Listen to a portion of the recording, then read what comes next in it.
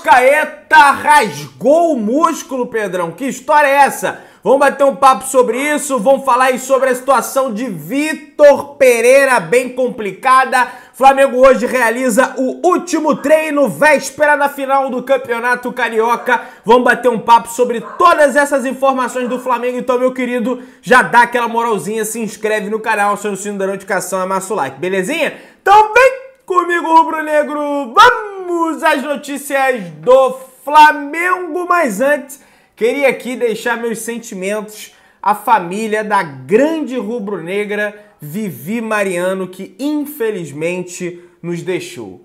Pois é, tô lendo aqui o tweet da Raíssa Simplício e ela escreve o seguinte: muito triste com a notícia do falecimento da Vivi Mariano, uma grande rubro-negra e uma grande pessoa que descansa em paz, merece todas as homenagens, sem dúvida nenhuma. Eu não acompanhava muito a Vivi Mariane, andei pesquisando aqui Mariano, né? Andei pesquisando aqui as pessoas publicando, né, essa notícia de falecimento e, cara, realmente era uma mulher muito ativa, né, em relação ao Flamengo, né, em relação a questões políticas do Flamengo também. Então, todos meus sentimentos aí a ela, que também tinha conta no Twitter, era ativa no Twitter, e em várias outras causas, tá? Que Deus conforte aí a família dela. Gente, vamos lá. O Flamengo hoje realiza o seu último treino antes da final contra o Fluminense, tá? A imprensa foi liberada, né, naturalmente, para gravar 15 minutos do treino e pôde gravar apenas uma roda de bobinho ali entre os jogadores ali trabalhando bobinho, né? Muita gente até vai se questionar: pô, Pedrão, véspera do jogo contra o Fluminense e os atletas de rodinha de bobo, mas que droga, Pedrão. Gente, ali é apenas um aquecimento, é mais para inglês ver aquilo ali, né? Porque como a imprensa tá gravando, gente, vamos armar uma rodinha de bobo aí, pra esses caras que estão aqui chato pra caramba, gravar alguma coisa. É basicamente isso. E tá certo, não tem que deixar gravar treino tático, treino técnico, enfim, isso aí realmente eu concordo, até para tentar surpreender o adversário. Por exemplo, uma coisa que eu tô surpreendido é que já vai dar meio-dia, tô gravando esse vídeo da para meio-dia e ainda não vazou a escalação do Flamengo. Eu vou dizer para vocês que eu tô bem surpreendido com isso. E espero que não vaze, que todos nós saibamos a escalação do Flamengo uma hora apenas antes do Clássico, que vai dar para surpreender o Fernando Diniz, que certamente nesse momento ele tá na dúvida. O Vitor Pereira, ele vai com 3 zagueiros? Pô, saiu o Arrascaeta, será que ele vai voltar a linha de 4, Everton Cebolinha de um lado, Ribeiro do outro e vai tirar um zagueiro? Qual vai ser o esquema do Vitor Pereira, né? Acredito que paira essa dúvida na cabeça do Fernando Diniz, porque o time do Fluminense, a gente sabe muito bem como é que joga. Ganso, Arias, Cana, aquele sistema de jogo de aproximação, de troca de passe, a gente sabe como é esse time do Fluminense. Agora o Flamengo é uma grande incógnita, até para nós torcedores, né? Porque o Vitor Pereira, todo jogo ele faz uma mudança diferente, então vamos ver se dessa vez ele vai conseguir surpreender o adversário. O André Rocha, na sua coluna no site S1 Live, ele coloca algo aqui bem interessante que eu concordo muito com ele. Missão do Vitor Pereira para o Fla-Flu é planejar os 90 minutos, não só o início do Clássico. Ele está coberto de razão. Na última partida, o Flamengo começou muito bem, começou sufocando o adversário, não deixou o Fluminense jogar. Só que aí no segundo tempo, meu amigo, acabou o gás, acabou a energia. Ele fez um monte de bobagem, tirou um monte de jogador, botou outros jogadores fora de posição e aí acabou que o Fluminense virou a partida naquela oportunidade. Mas o primeiro tempo do Flamengo foi muito bom, mas não adianta só jogar 45 minutos bons. Tem que jogar bem o primeiro tempo e tem que manter um certo nível para o segundo tempo, para o Flamengo sair vencedor desse negócio. E assim, gente, o Vitor Pereira, ele já venceu esse Fluminense. Ele eliminou o Fluminense ano passado, o Fernando Diniz, da Copa do Brasil, empatando 2-2 no Maracanã, vencendo na Arena Corinthians. Então eu acredito realmente que ele sabe como jogar contra esse Fluminense do Fernando Diniz. Só tem que colocar isso em prática, né? E o emprego dele também tá em jogo, porque se ele não vencer a final do Carioca, muito provavelmente ele vai tomar um pé na bunda e vai sair do Flamengo, que seria o 5º título que o Flamengo perdeu, Supercopa, Mundial, Recopa, Taça Guanabara, e perderia por completo o Campeonato Carioca. Então vamos ver como é que vai ficar essa situação do Vitor Pereira. Eu torço muito para que o Flamengo vença.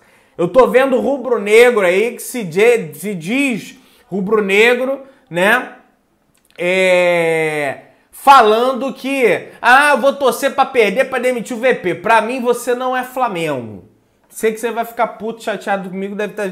Não, gente, em hipótese alguma, eu vou torcer pro Fluminense vencer porque eu não gosto do técnico. Não, o Flamengo tem que ganhar esse negócio, gente. Não existe isso aí, tá? Gente, o site norte-americano de estatística 538 aponta as maiores probabilidades de título do Campeonato Brasileiro 2023. O Flamengo está em primeiro colocado com 30% de chance, o Palmeiras 28%, o Atlético Mineiro 15%, o Fluminense 5%, Internacional e São Paulo 4%.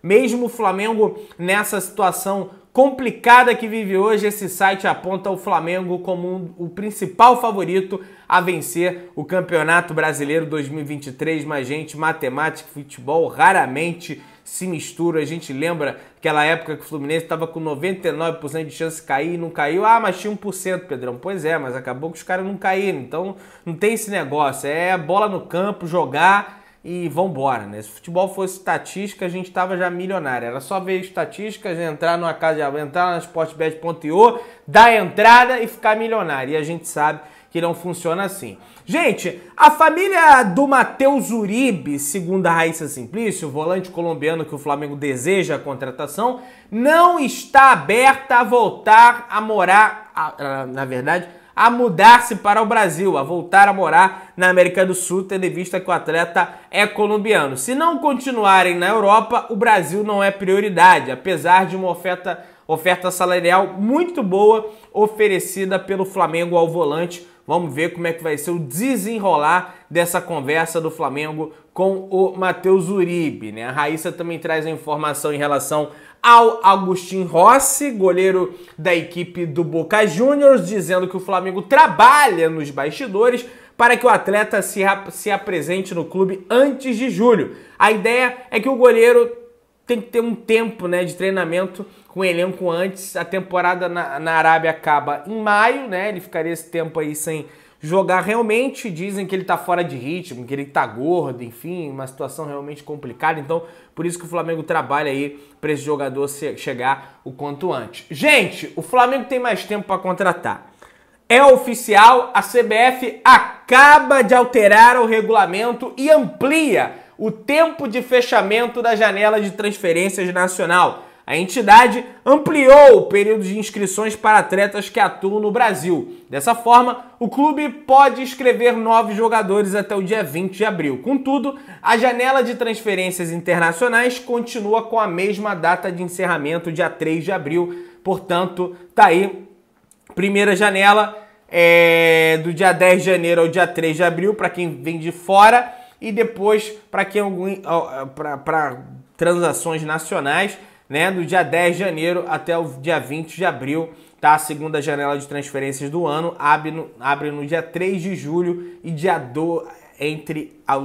3 de julho ao dia 2 de agosto de 2023, que é a janela geralmente que o Flamengo costuma contratar mais jogadores. A janela desse início de ano do Flamengo realmente foi uma pobre janela, pobre. Vamos torcer para que o Flamengo esteja guardando dinheiro para do meio do ano, porque esse time vai precisar de reforços. Gente, o Felipe Luiz deu uma entrevista aí ao Globoesporte.com falando sobre essa situação aí, né, de competitividade do elenco, coisa e tal. E o Felipe Luiz falou: o principal objetivo é competir por posição na ala ou na zaga.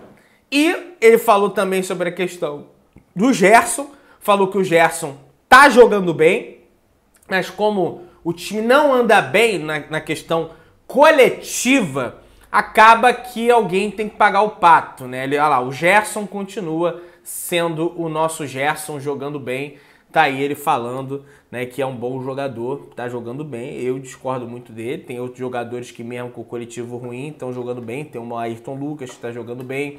O Cebolinha, apesar de algumas partidas ruins, tem feito partidas boas também. Arrascaeta, gente, que passa aí por uma situação realmente bem complicada. Internamente ali comenta-se nos bastidores do Flamengo que ele rasgou o músculo, mais de 50% da área muscular do adutor ali da coxa dele comprometida e que realmente deve ficar um bom tempo longe dos gramados, deve voltar apenas em maio ali na 6ª rodada, 8ª rodada do Campeonato Brasileiro. Enfim, meu querido, se inscreve no canal, aciona o sininho da notificação, massa o like, tamo junto, saudações rubro-negras.